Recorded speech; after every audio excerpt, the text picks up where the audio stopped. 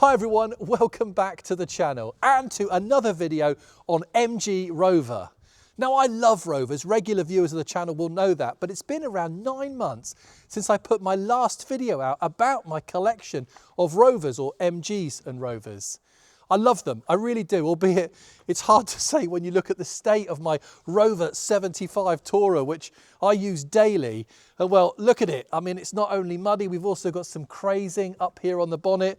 This car is in much need of some attention. In fact, it passed a really big and significant mileage milestone last week. So as I say, this car is due some attention, but not in this video. I promise I'll bring this at some point, but not now. This car continues to feature in the background of most of my videos, whether it's moving parts around or towing a car. This really is the workhorse of my fleet. It's a fantastic car. I love it. I wouldn't be without it, and I promise we'll get to this car one day. But today is not about this car. It's about another Rover, a Rover that I've bought. Now with Rover, I love buying and experiencing Rovers. I like the range-topping Rovers, I like the sporty Rovers, I like the quirky Rovers, all of that, the rare Rovers, and it's a rare one that I'm going to feature today here on the channel. What's in my current collection, Rover and MG-wise that is? Well, of course, my Rover 75 Tourer. I also have my uber rare Rover 200 VI, the Rover 600 Ti, the turbo, which I bought last year, and of course my Rover 800 Vitesse. Plus I have my MGF Trophy 160 and my MG ZT 260 V8. As for the Rover that I've just bought, the Rover that I'm going to feature in this video, well, it's another rare one, and it's another turbocharged Rover. It's a Rover 25 Commerce, the factory-built Rover R3 car-derived van. Isn't it handsome? I believe only 500 of these were ever made, and they were conceived and sold under the Phoenix Consortium's ownership of Rover, back when they were trying to monetize as much as possible all of the existing Rover platforms and models. I mean, from the R3 Rover, what did we get? We got the R3 Rover itself, we got the MG ZR, we got the Rover Streetwise, we got the Rover Commerce, and we had the MG Express. Now, despite how rare these Rover Commerce vans are, I've actually owned two. My previous Rover 25 Commerce was another pre-facelift car, again in solar red, and it was an old builder's van. It was really rough, so I gave it a decent clean, but it was so bad that I actually had to buy a 3-door solar red Rover 25, and I swapped all of the panels, and then I had the roof and the rear quarter panels painted. Oh, and I put black Streetwise alloys on it. It turned out really nicely indeed, and I considered keeping it. But you see, these come with two engine options. They come with the 1.4 litre K-Series petrol engine, which my first Rover 25 Commerce had, or they came with another engine, in my opinion, a much better engine, and that's what this one's got.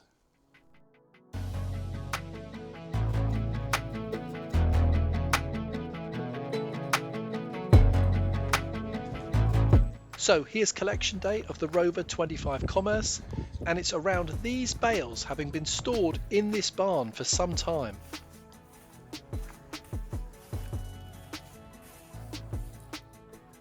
And here it is, stored alongside a couple of old Rover 400s, both of which are diesels. And on the subject of diesel, here it is, the 25 Commerce, powered by an L-Series 2-litre turbo diesel engine.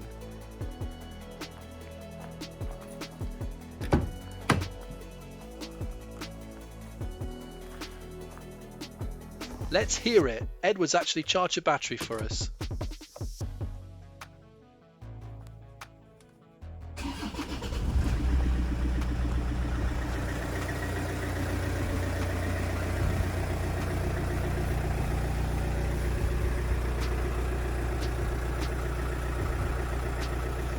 Oh, that sounds great, a proper old diesel. And now here's the van seeing daylight for the first time in a while.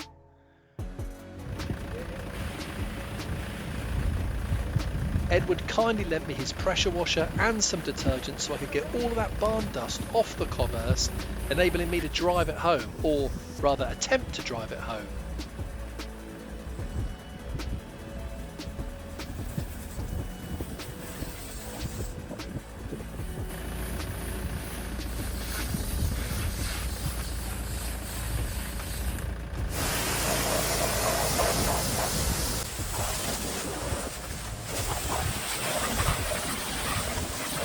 What a difference. Don't these look absolutely lovely in solar red?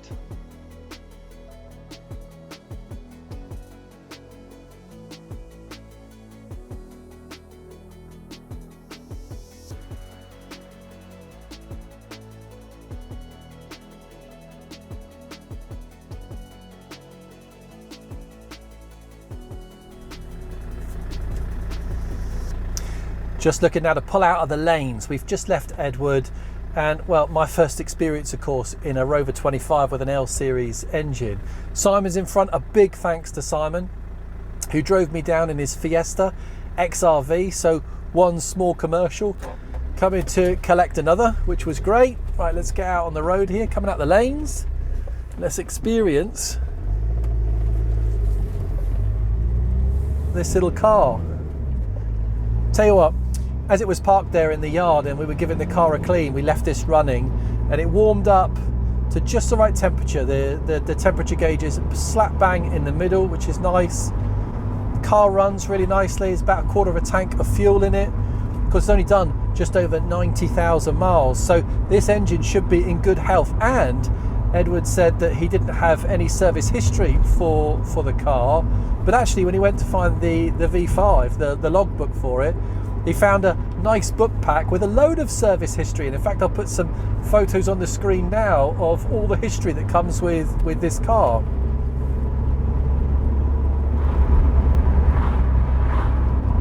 So out on the open road for the first time with the Rover 25 Commerce, the diesel Rover 25 Commerce. I did tell you all a fib earlier on when I said I'd not owned an L series diesel engine before, because, well, I actually have, but it wasn't in a Rover 25 or 45 or 400. It was in a Land Rover Freelander.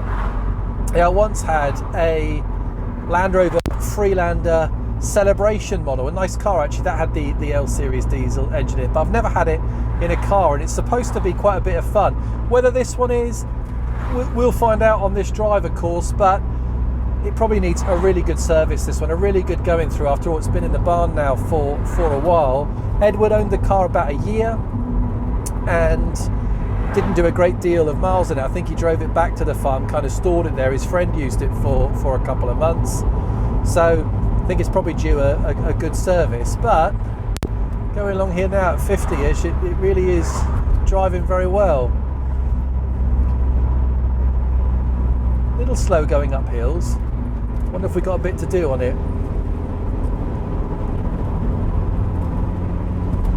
Yeah.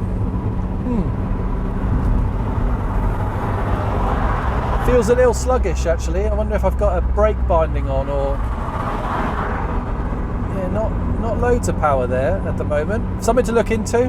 I'm chuffed with it. I've got a lot of lack appeal on the car. Expected that. My previous one of these had a fair bit of lack appeal as well.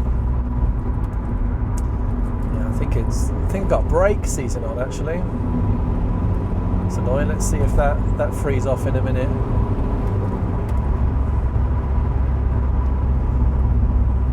Yeah, I don't think it's engine, I think.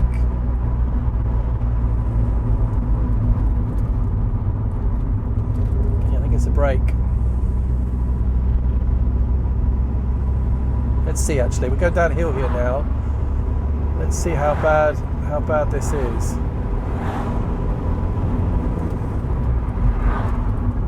Oh yeah.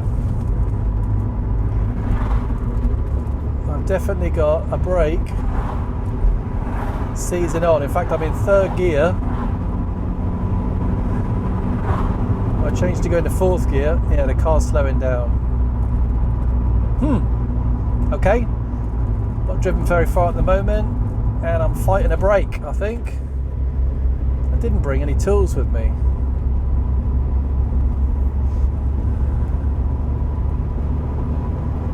think I better pull over and take a look at this. Hang on a minute.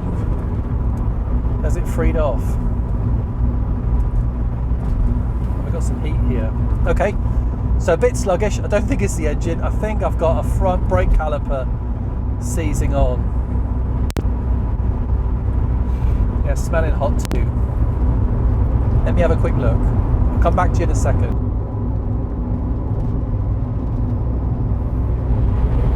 A few miles later and the brakes, well, they've really freed off. I couldn't go up this hill just now, this slight incline, it's hardly a hill, without really dropping down some gears. We did that in fifth. So that front brake caliper, I haven't stopped. We'll see if it continues, because I haven't used the brakes for the last few miles. So it's freed off. We'll see what happens next time I dab my brakes. We're about sort of 70 miles from home, so it's a bit of a drive. We'll certainly know everything about this little car by the time we get home. It's fair to say this is a project. So I've got a cracked windscreen which needs to be replaced. Certainly an MOT fail, this windscreen. Probably have to do a bit of a brake overhaul now, we've found out, but otherwise shouldn't be too much to go through an MOT. But there are some things cosmetically. I want to change the wheels. Edward was good enough to chuck in another set of alloys there in the boot, but he also said he had a set of steel wheels for this car. They're a bit rough, but that's what this car would have come on. It would have come on steel wheels with wheel trims, and I'm not sure which way to go. Do I put alloy wheels on this van and make it look sporty and smart in that way, or do I really take it back to OEM, to how it came out of the factory from Rover? I suppose if I'm doing that, I have to change these seats. These are leather seats. This car wouldn't have come with leather seats, it would have come with cloth seats, so we have to change cloth seats, put the wheels back to standard, or we keep the leather seats and we put some alloys on it. I'll decide. Follow the series to see what we do with this car. Also, I've got a Sony head unit in here at the moment, but I do have a Rover CD player that will fit and just look fantastic. It would be right for this car as well, so I think we'll fit that. For now though, it's just about concentrating on getting this Rover home and, well, going through it really. Cam belt service, MOT, new windscreen, and then see where this little project takes us. But I just love a car-derived van. There's such great fun, and well, with this little engine in it, now that brake's freed off a bit. I think these are about 105 horsepower. Really nice. But I think there's more to come from this little engine. Don't know, we'll see. Look, I'll pick it up in about an hour or so's time when I'm nearly home, unless of course something eventful happens, but fingers crossed it won't.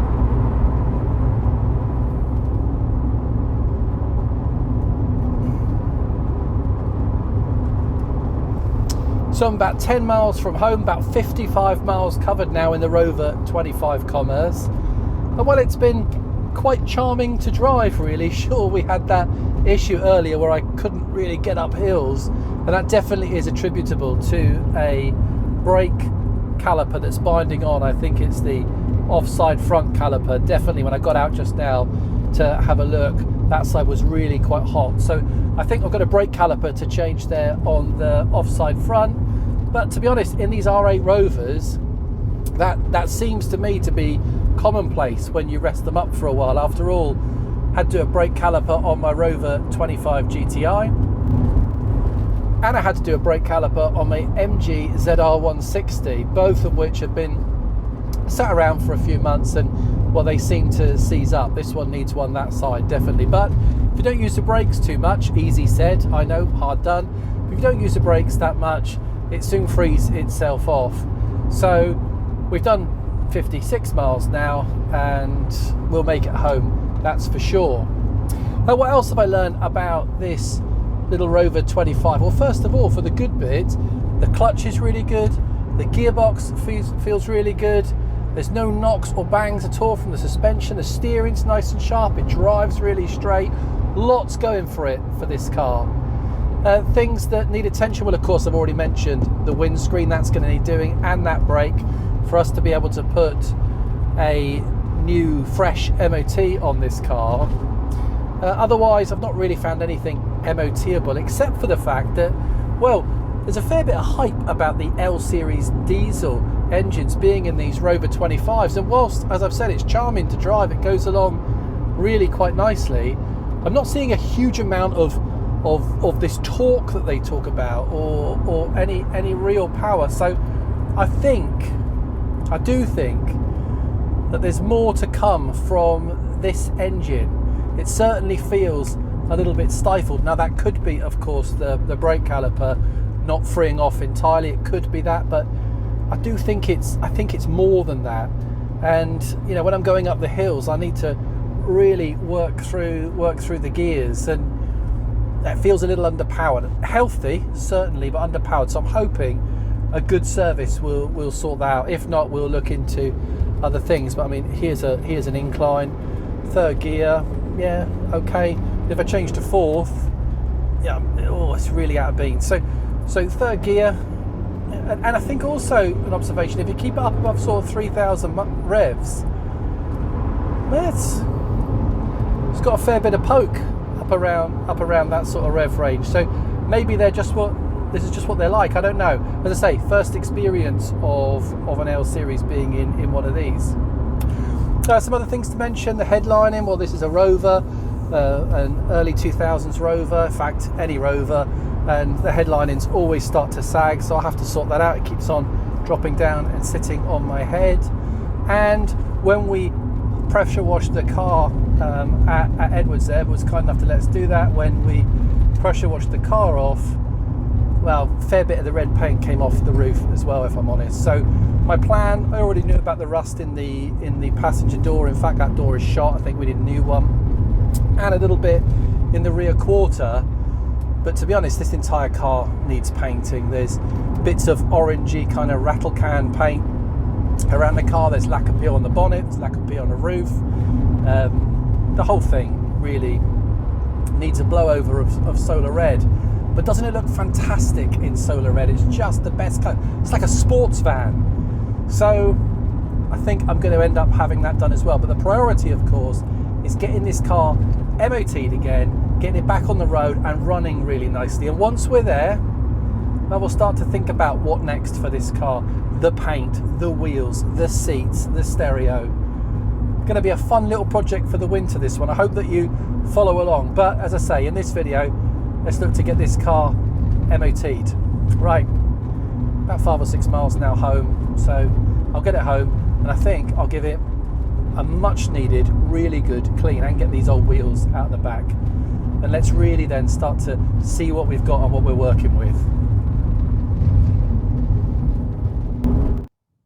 So with my little Rover 25 Commerce home, with those brakes needing attention, and with the van feeling, well, a little underpowered, we set about doing some work and preparing this car for the MOT.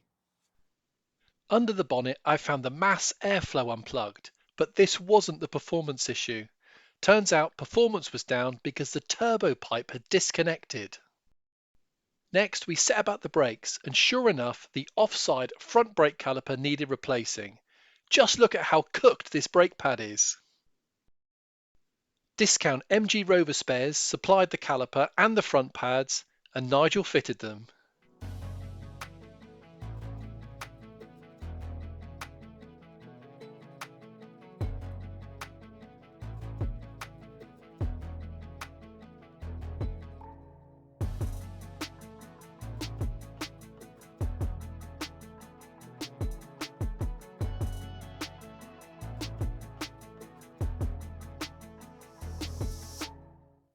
And with the brakes done and that turbo pipe reconnected, well, I'm really pleased to say, in fact, I'm chuffed to say, my Rover 25 went straight through the MOT. Absolutely brilliant. So attention then turned to giving this car, this van, a decent clean. After all, it had been on that farm in that dusty barn for a long time. Now the little Rover 25 Commerce has an MOT, well, my mind starts jumping to having this van repainted and putting some wheels on this car, maybe the standard wheels with the wheel trims or a set of alloys. But before I get to all of that, there are 2 jobs that I must do. One, I need to have that engine fully serviced. We'll get to that later in the video. And the second thing that I need to do, I need to give in here a really decent clean. It's filthy in here. In fact, I've got to do a little bit more than that. I need to sort out this headlining, give it a clean, of course, but also it's sagging. So I need to do a bit of a makeshift repair on that for now, get it off my head. The second thing I need to do, as I say, is give it a good clean. I think I'll take the seats out of the van and give the carpet a good hoover. Maybe even we'll give it a bit of a shampoo, give the dashboard a good scrub, get all the muck out of here. And, well, give it a nice polish up. Maybe we'll swap the stereo out for the original Rover one that I have. And then it's back into the rear of the van, get that carpet up, give that all a decent clean, hoover it all out, and, well, transform the interior of this little van. So, start with, we've got to get these seats out. I'm not entirely sure I like these seats in this van. Sure, they're the leather seats and they're a bit of an upgrade. But for me, this needs to go back to original seats, or maybe the MG ZR kind of more bucket, the Monaco seats, if you're familiar with them. I'm not entirely sure I like these, but for now they'll do. Take them out, give them a bit of a clean, nice bit of mold here, so we'll get to that too. But first of all, let's get them out. And for that, I think, yeah, I need a Torx T50, I think it is. So let's get these out.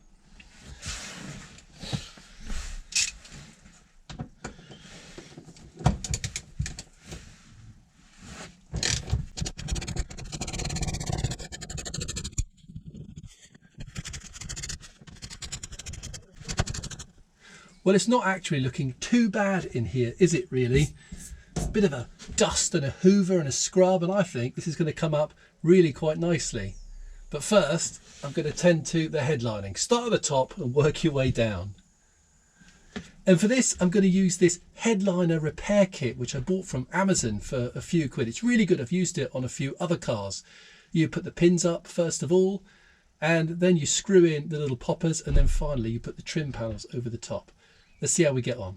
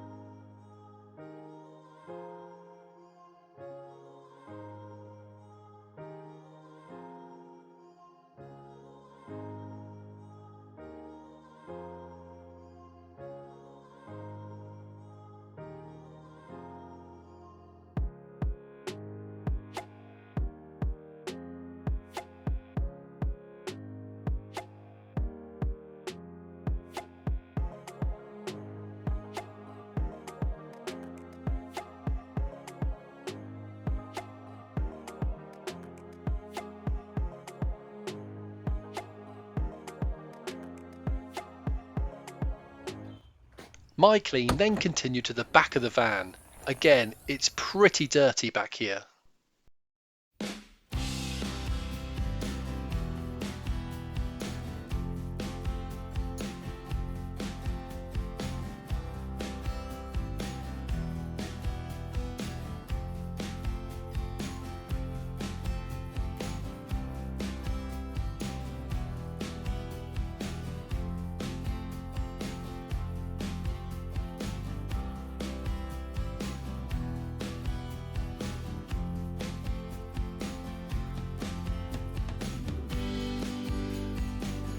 First, I set about dismantling everything.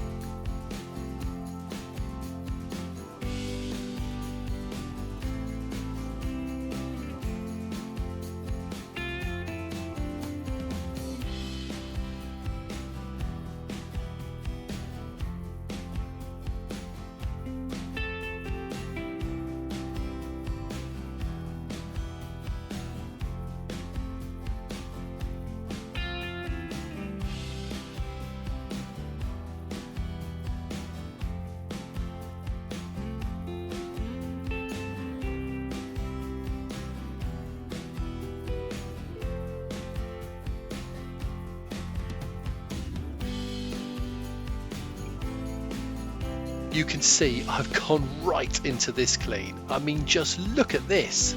There must be 20 years of rubbish and dirt here.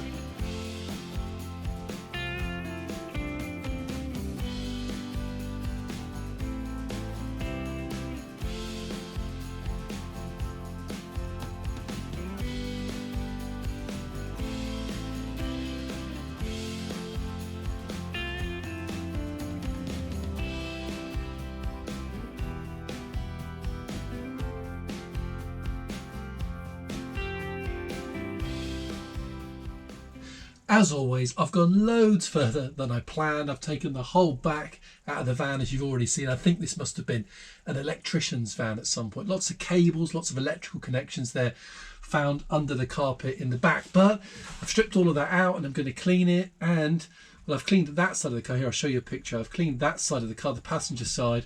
So now it's this side before I give this dashboard a really good clean and get in the back as well with some fairy liquid and some Jif. Let's carry on.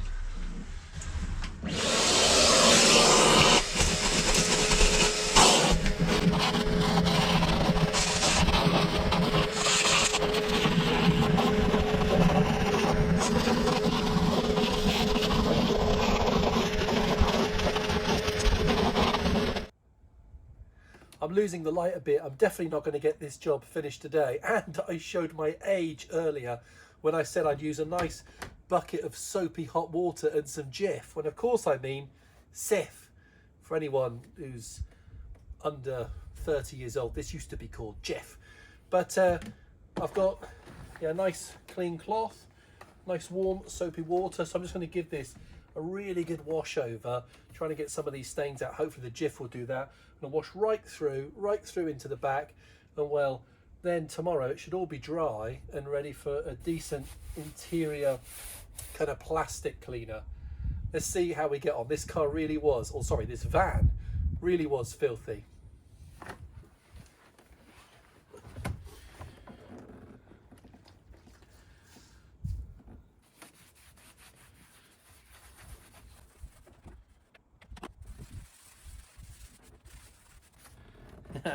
Looking better already.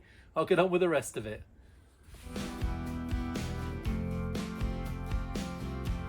I had an unused spare wheel and a new jack pack for a Rover 25 already in my garage. I knew I kept these for a reason.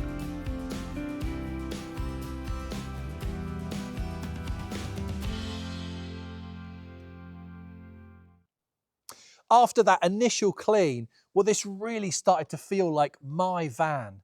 There's something about giving a car its first clean, a new car its first clean, well, new to you. It's a kind of out with the old and in with the new. It's when you really start to get affectionate and start to feel something for these old machines. Anyway, work continued on the interiors. I swapped out and fixed a couple of things. First of all, I got rid of that old aftermarket stereo and put the original Blaupunkt back in this van. Much better. And then, well, I had to swap out a few more bits. I'm really enjoying cleaning this van. When a vehicle's this dirty, well, it's so satisfying bringing it back to some kind of decent standard. The back of the van looking so much better, as is up here, back up front. You'll see I've put the seats back in, and that's because, well, progress has stopped. I haven't finished cleaning this van yet. I haven't put the poppers up here onto the headlining. In fact, I want to give this a bit of a steam clean, so I haven't finished the headlining yet. And I need to do a repair on the rear boot lid because, well, I've got no power getting to the boot lid. I've got no central locking back there, nor do I have a wiper, a working wiper. I imagine it's a power supply issue, so I need to chase the cable back and find out where the fault is and look to fix that. And I need to finish the clean. But the clean did stop, and it's been a few weeks now because, well, I removed the clock. The clock on this car wasn't working. And, well, I thought I'd been clever. You see, like all petrol heads, we keep parts. I keep parts. I've got a garage full of parts. Parts for old Fords, part for old Rover, because you never know when something's going to come in handy. And I stripped a Rover 25 GTI of parts many years ago. And I kept lots of the parts because I thought maybe one day I'd be restoring another Rover 25. And well, here I am. I've got a broken clock. I've got a missing cigarette lighter. So I popped up to my garage, opened the door. There's the Ford Focus RS Mark 1, not been on the road for a year or so, that car, so I need to get that one out one day, looking lovely there. And here, in a little bowl, I've got a few parts for a Rover 25, interior parts. And sure enough, I've got a cigarette lighter and I've got a clock. And well, here they are. This is the clock that came out of the Rover 25 GTI, cut the cables, and this is the cigarette lighter. And this is where it got really frustrating. You see, the cigarette lighter, brand new, never been used, doesn't fit that hole. There's no going in there at all. I'm going to have to buy a cigarette lighter to go into there. How annoying, that doesn't fit. But at least I've got the clock. Well, no, again, there's a different plug in this vehicle than actually into the back of this clock. This is a Lucas clock, and the original clock, here it is a Pectron. And if you're a Rover enthusiast, then you know that Rover switched from Lucas to Pectron in the early 2000s. And well, this vehicle is a Pectron, and the Rover 25 GTI that I stripped was a Lucas. So I've kept these parts for many years, thinking I'd restore a Rover 25 one day on the off chance, and lo and behold, it's the wrong parts for this car. So that left me with a broken clock. So I did a bit of internet searching, and I found that the Rover 200 Coupe Owners Club actually refurbish these clocks for about 45 quid. So I packed this off and sent it off. Very good service, actually. 45 quid, they repair the clock and it covers the return postage to you. And they do loads. Actually, I'll show you here on screen now some of the other things that the Rover 200 Owners Club do. I received it back a couple of days ago. Got to say, fantastic turnaround. Really good service by the Rover 200 Owners Club. And I'm going to fit it back into this car and once again have a working clock in my Rover 25 Commerce. And then, of course, the clean can continue and I can finish it and I can wrap this video up. So it's a bit of a fiddly job, but let's fit this back into this car.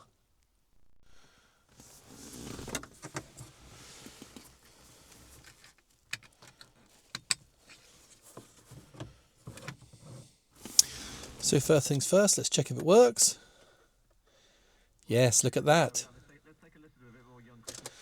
Right, let's get it fitted.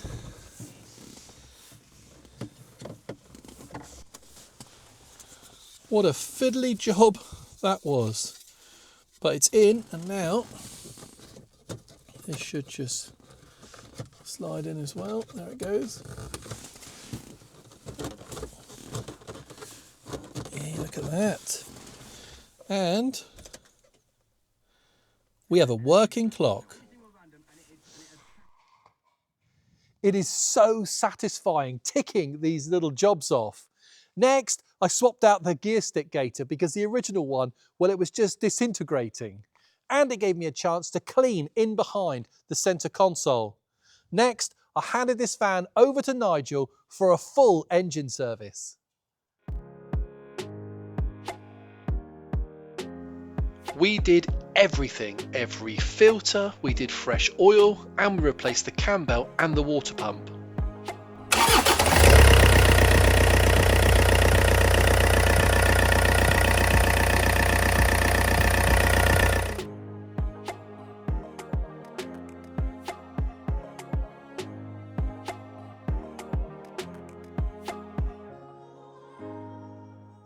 And that brings us right up to date. I am really enjoying driving this little Rover 25 van. I mean, I know it's a bit of a state. Look at the red lacquer coming off, but I'm really enjoying driving it. This Rover 25 Commerce, this light commercial, actually has a fantastic heritage. It's the last in a long line of light commercial vehicles produced by the likes of Morris, by Austin, by British Leyland, by Rover. We really shouldn't overlook this car's heritage. After all, it goes back 100 or so years, over 100 years. Morris Motors offered a commercial derivative of its first passenger car, the Oxford, and that was prior to World War I. And since then, there has pretty much always been a commercial offering, a passenger car derived van.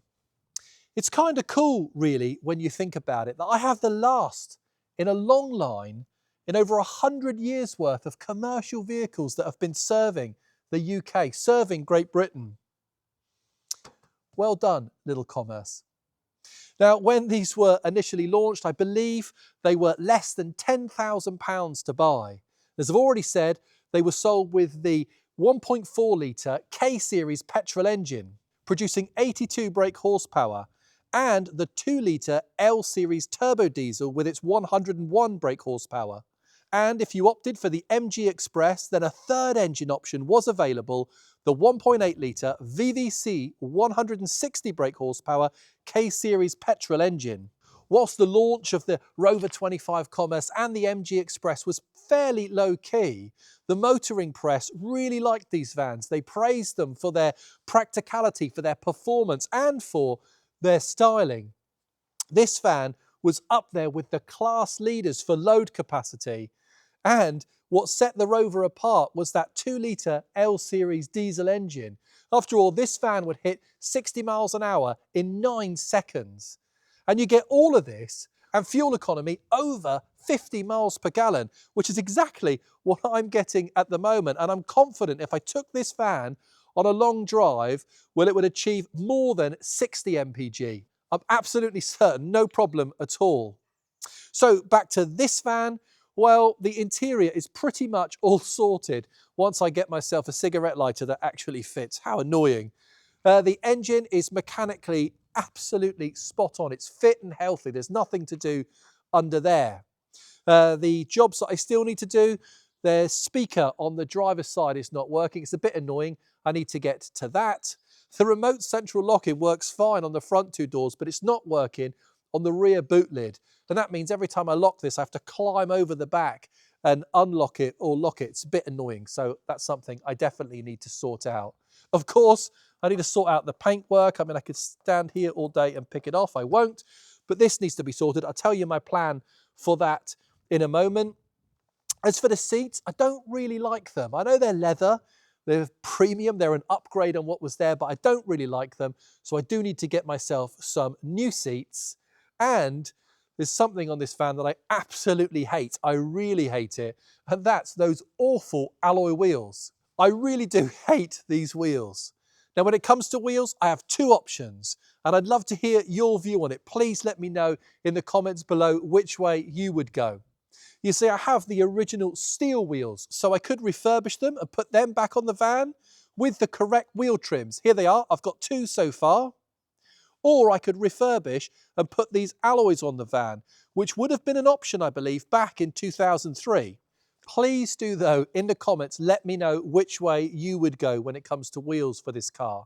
Oh, and if you're watching and you've got some of these wheel trims, and say I've only got 2, I want to get a full set because whatever I do, I definitely want to hold on to a set of original wheel trims for this van. But one thing's for certain, they have to go.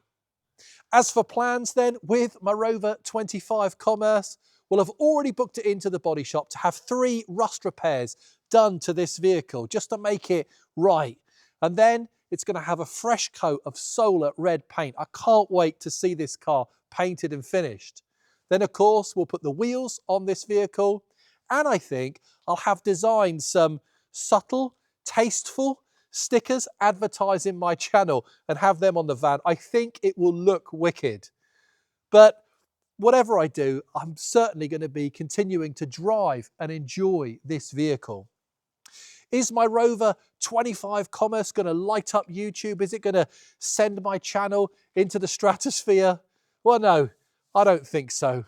But as I always say, I just like buying the cars that I like and enjoy and featuring them here on the channel. And I'm so grateful that you're still here watching this video about this little van. After all, this is a video of a man talking about fixing up his van. And I genuinely hope that you've enjoyed it. If you have, please hit the subscribe button and please come back and watch the second installment on this vehicle. In fact, watch all of my videos on all of my cars. I genuinely appreciate it. Thank you so much. And I will see you on the next one. Bye for now. Bye-bye.